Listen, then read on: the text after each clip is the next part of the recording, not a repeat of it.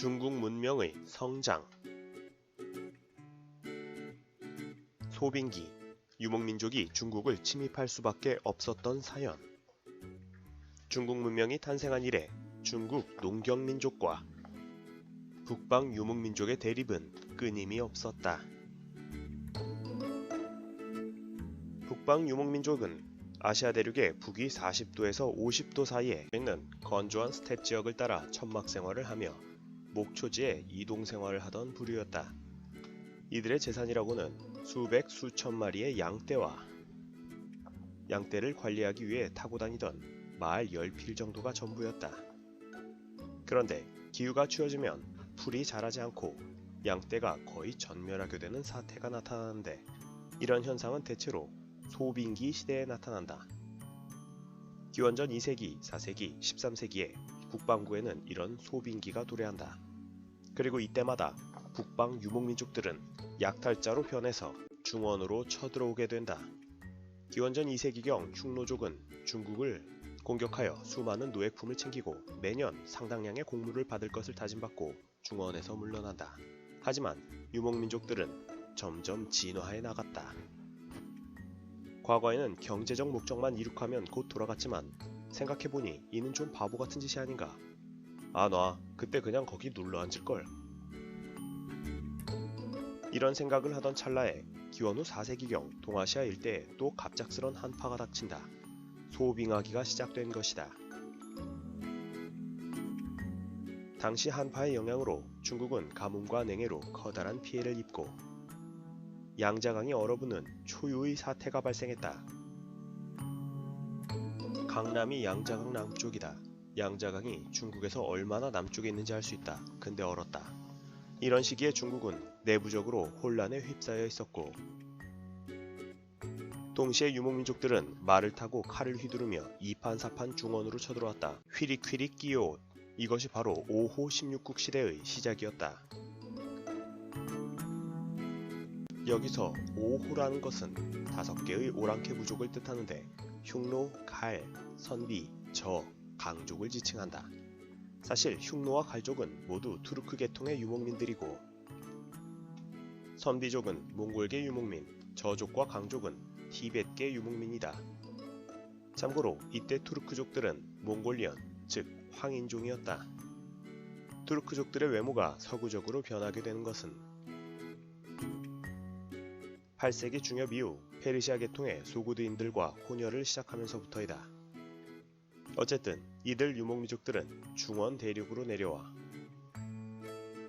양자강 이북의 화북지방을 장악하고 그대로 눌러앉아 정보광조를 세운다. 호한 문화의 시작, 중국 문화가 풍성하게 된 이유. 유목민족이 자리를 잡게 되면서부터 중국 문화로 대변되는 기존의 한 문화는 일대 변혁을 겪게 된다. 어떤 변화가 일어났을까? 일단 화북지방 유민들이 대거 이웃나라로 피난을 떠났다. 이 중 상당수가 고구려에 유입됐고, 이는 곧 5세기 이후 고구려가 전성기를 맞는데 커다란 원동력이 된다. 6세기 중엽 고구려가 중국 유민 25,000명을 돌려주기도 했던 것을 보면 당시 유입된 중국 유민의 수는 상당했을 것으로 추정된다. 또 한반도 남부에도 중국 유민들이 배를 타고 이주했으니 이때부터 한반도 남부는 철기와 소를 이용한 농사가 시작되고 종이, 서적, 불교 등이 외부에서 유입된다. 한편 일본에서도 4, 5세기경 한반도에서 이동해온 대륙의 기마민족에 의해 야마토 정권이 들어서는데, 일본에서는 이를 두고 기마민족 도레설이라 명명하고 있다. 그런데 이들 도레인들의 상당수는 5세기 초 고구려의 남하 정책 당시 터전을 잃었던 백제 유민들이었다. 이른바 야요이인이다. 그리고 이들 도레인들에 의해 서일본은 급속도로 농경화가 시작된다. 정리하자면 당시의 파급 과정은 이렇다. 소빙하기, 유목민족 남하, 중국 유민 이주, 고구려 강성, 한반도 남부 이주, 남하 정책, 백제 유민 이주, 야마토 문명 개화. 즉 유목민족의 남하로 중국은 물론 이웃한 다른 동아시아 국가들까지도 줄줄이 변동을 겪게 된 것이었다.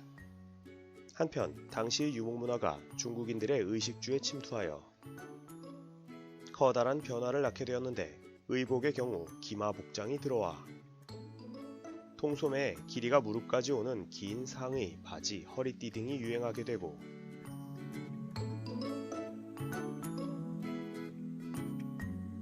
음식의 경우 수력으로 움직이는 방앗간을 이용하기 시작하며 물레방아다.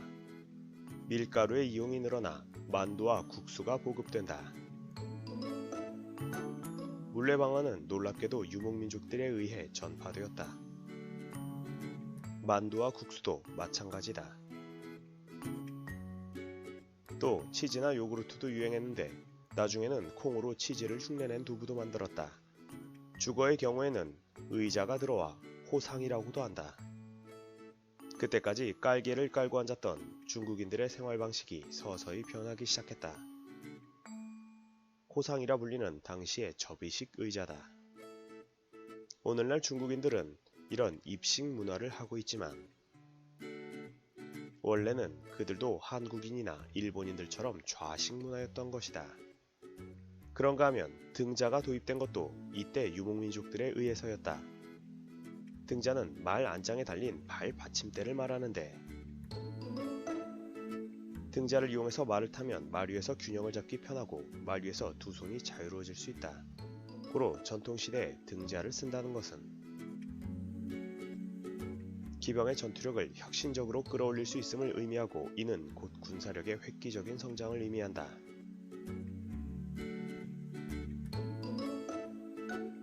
불교가 대규모로 유입된 것도 이 시기였다.